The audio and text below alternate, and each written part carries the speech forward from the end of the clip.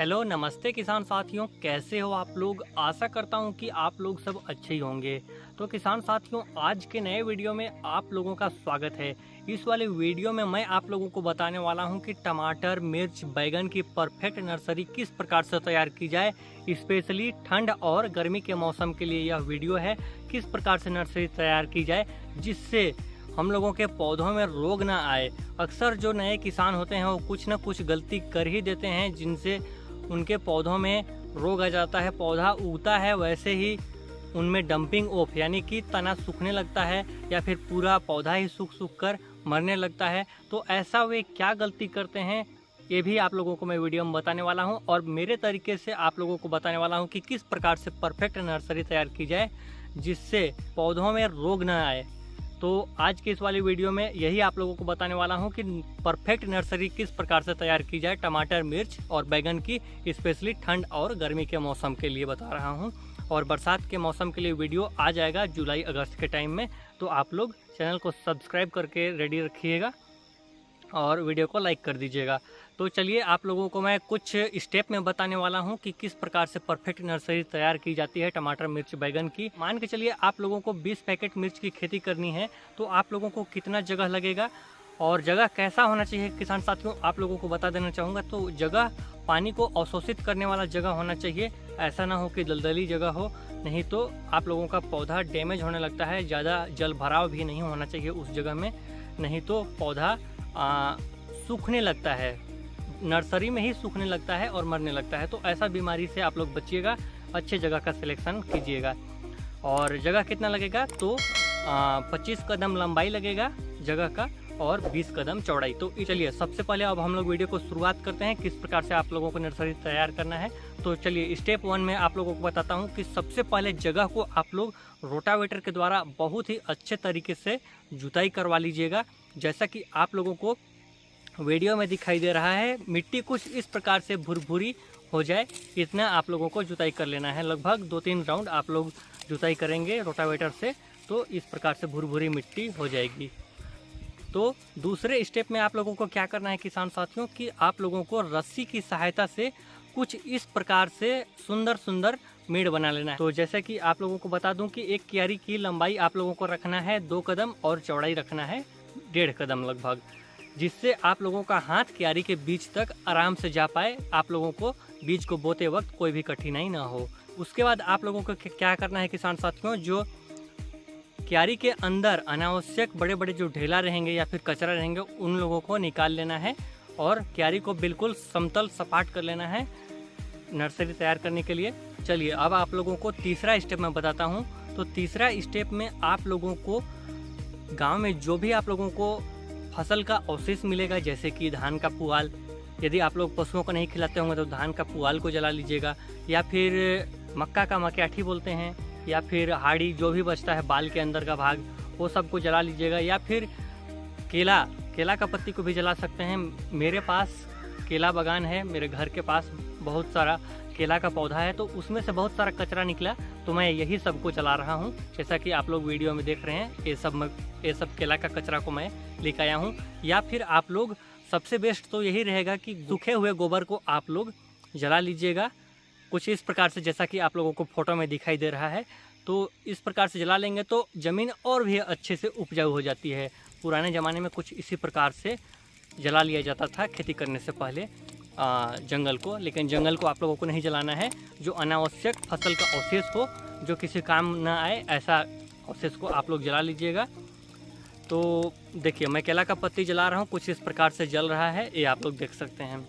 तो किसान साथियों, इसको जलाने के बाद इसमें से जो भी अवशेष बचा हो, जो ना जला हो, उसको निकाल लेते हैं। और उसके बाद 4th स्टेप में आप लोगों को शाम या सुबह का टाइम मिट्टी से राख को अच्छे से मिला लीजिएगा, जिससे आप लोगों का भूमि का जो अवशोषण क्षमता होता है, पानी को ग्रहण करने की क्षमता, अवशोषित करके रखने की क्षमता, वो बढ़ जाएगी। और ये सब को मिला लीजिएगा। उसके बाद आप लोग थोड़ा बहुत एक क्यारी में आधा मुट्ठी लगभग DAP ले लीजिएगा, और एक क्यारी में आधा मुट्ठी से लेकर 1 मुट्ठी तक DAP डाल दीजिएगा और अच्छे से मिट्टी से मिक्स कर लीजिएगा कुछ इस प्रकार से, जैसा कि आप लोगों को दिखाई दे रहा है। उसके बाद आप लोगों को लकड़ी की सहायता से या कोई भी औजार की सहायता से कुछ इस प्रकार से क्यारी में लगभग 1 सेंटीमीटर गहरा गड्ढा खोद लेना है, जैसा कि आप लोगों को वीडियो में दिखाई दे रहा है। तो लगभग एक क्यारी में 15-20 या जो भी लाइन आए कुछ इस प्रकार से गहरा लाइन खोद लेना है, यानी कि लकड़ी की सहायता से बना लेना है। इसी प्रकार से आप लोगों को भी करना है और लाइन से लाइन की दूरी आप लोगों को लगभग 2.5-3 सेंटीमीटर लगभग रखना है। और इसके बाद जैसे कि आप लोग लाइन बना लिए, उसके बाद आप लोगों को बीजों को बोना है। बीज को यदि आप चाहें तो उपचारित भी कर सकते हैं या फिर उपचारित नहीं भी करेंगे तो भी उतना प्रॉब्लम नहीं आता है। मेन तो यदि आप लोग उपचारित करेंगे तो ही ज़्यादा बढ़िया रहता है फसलों के लिए, यानी कि शुरुआती अवस्था में ही जब हम लोग फसलों को टीका लगा देते हैं तो बाद में रोग कम देखने को मिलता है या रोगों के प्रति सहनशील हो जाते हैं मिर्च के पौधे या फिर टमाटर बैगन जो भी आप लोगों का फसल होगा।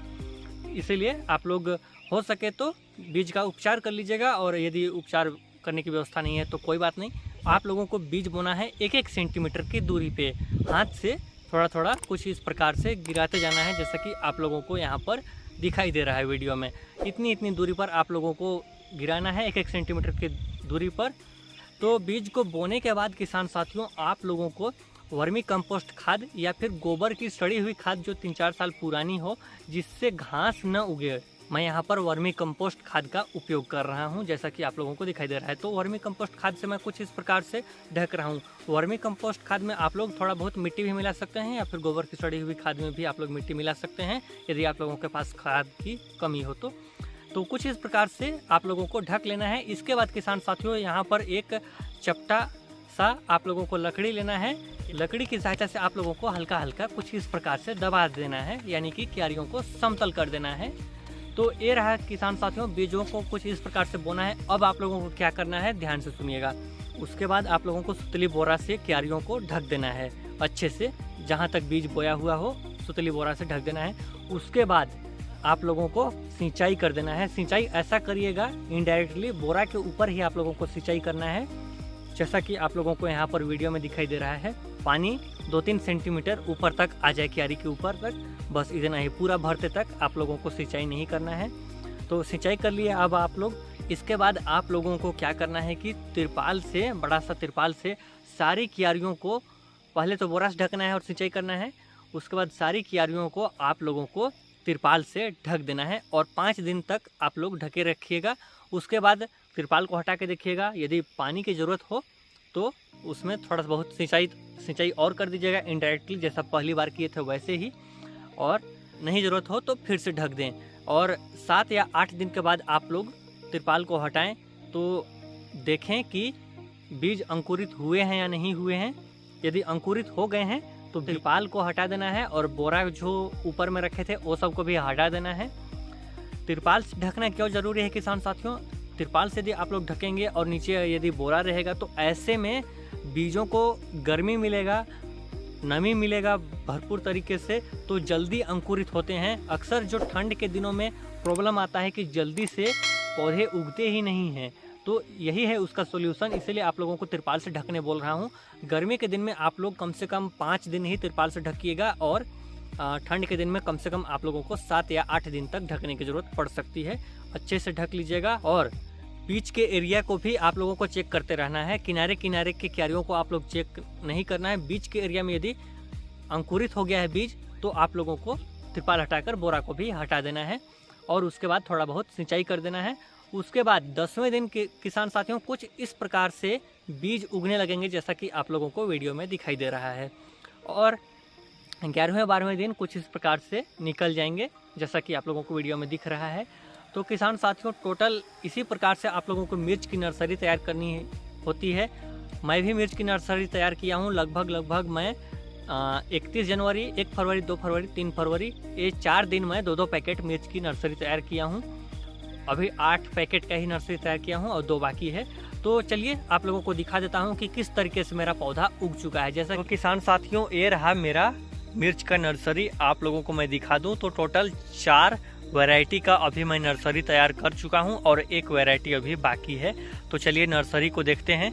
यह है किसान साथियों मेरा VNR 296013। तो इसका पौधा उग चुका है किसान साथियों। 1 तारीख को मैं सिंचाई करके ढक दिया था।